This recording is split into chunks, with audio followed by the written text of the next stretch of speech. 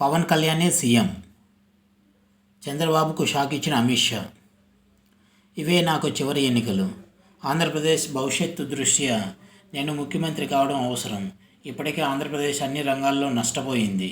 చివరికి రోడ్లు వేసే పరిస్థితి కూడా లేదు. ఆర్థిక అభివృద్ధి మాట దేవుడెరుగు. సమీప భవిష్యత్తులో బాగుపడుతుందని గ్యారంటీ లేదు. ఇవి ఇటీవల కేంద్ర హోంశాఖ మంత్రి అమిత్ షాను కలిసి వచ్చిన తర్వాత నారా చంద్రబాబు నాయుడు తన అంతరింగికులతో అన్నట్టుగా ఓ సెక్షన్ మీడియా రాసిన కథనం. దీనిని బట్టి అర్థం చేసుకోవచ్చు ఆ మీడియా కూటమిలో జనసేనకు ఏ స్థాయిలో గౌరవం ఇస్తుందో చెప్పేందుకు. ఈ క్రమంలోనే కూటమిలో ఇంకా చేరలేకపోయినప్పటికీ కొన్ని విషయాలపై కేంద్ర హోంశాఖ మంత్రి అమిత్ షా కుండబద్దలు కొట్టారు.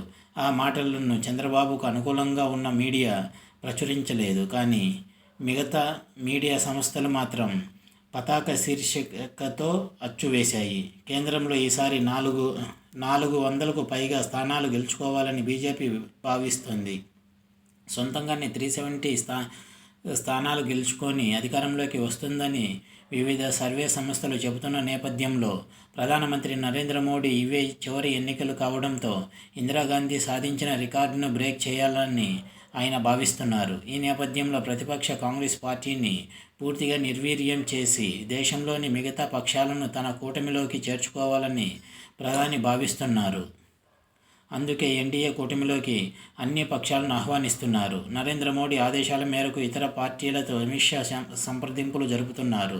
ఈ సంప్రదింపుల్లో భాగంగానే ఇటీవల చంద్రబాబు నాయుడు ఆయనను కలిశారు. ఇద్దరి మధ్య చాలాసేపు చర్చలు జరిగాయి.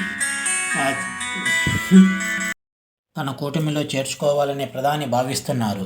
అందుకే ఎన్డీఏ కూటమిలోకి అన్ని పక్షాలను ఆహ్వానిస్తున్నారు. నరేంద్ర మోడీ ఆదేశాల మేరకు ఇతర పార్టీలతో అమిత్ షా సంప్రదింపులు జరుపుతున్నారు. ఈ సంప్రదింపుల్లో భాగంగానే ఇటీవల చంద్రబాబు నాయుడు ఆయనను కలిశారు. ఇద్దరి మధ్య చాలాసేపు చర్చలు జరిగాయి. ఆ చర్చల సారాంశం ఇది అని అంటూ చంద్రబాబు కానీ ఇటు అమిత్ షా కానీ బయట పెట్టలేదు. అయితే చంద్రబాబుకు అనుకూలంగా ఉండే మీడియా మాత్రం టీడీపీ కోణంలో వార్తలు రాసుకొచ్చింది. త్వరలో ఎన్నికలున్న నేపథ్యంలో గత 10 సంవత్సరాలుగా ప్రభుత్వం చేపట్టిన అభివృద్ధి కార్యక్రమాల గురించి అమిత్ షా ఇటీవల టీవీ ఛానల్కు ఇంటర్వ్యూ ఇచ్చారు. ఈ సందర్భంగా ఆ విలేకరు అడిగిన పలు ప్రశ్నలకు సమాధానం ఇచ్చారు. అయితే మధ్యలో ఏపీకి సంబంధించిన చర్చ రావడంతో అమిత్ షా కీలక వ్యాఖ్యలు చేశారు. కూటమి ఆంధ్రప్రదేశ్లో అధికారంలోకి వస్తే చంద్రబాబు లేదా లోకేష్ ముఖ్యమంత్రి కారు అనే సంకేతాలు అమిత్ షా ఇచ్చారు.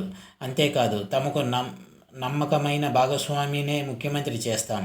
దక్షిణాది రాష్ట్రాలలో మేము మరింత బలపడాలి అనుకుంటున్నాం. ఏపీలో కూడా చాలా మెరుగైన స్థానంలో పోటీ చేయాలి అనుకుంటున్నాం. గతంలో మాదిరిగా కాకుండా ఈసారి వ్యూహాత్మకంగా అడుగులు వేస్తాం అని అమిత్ షా అన్నారు. దీంతో ఒకసారిగా టీడీపీలో అంతర్మథనం మొదలైనట్టు తెలుస్తోంది. ఈ క్రమంలోనే పొత్తు గురించి ఆ పార్టీలో చర్చ జరుగుతున్నప్పటికీ ఈ ఎన్నికల్లో టీడీపీ సొంతంగా పోటీ చేసే పరిస్థితులు లేవు.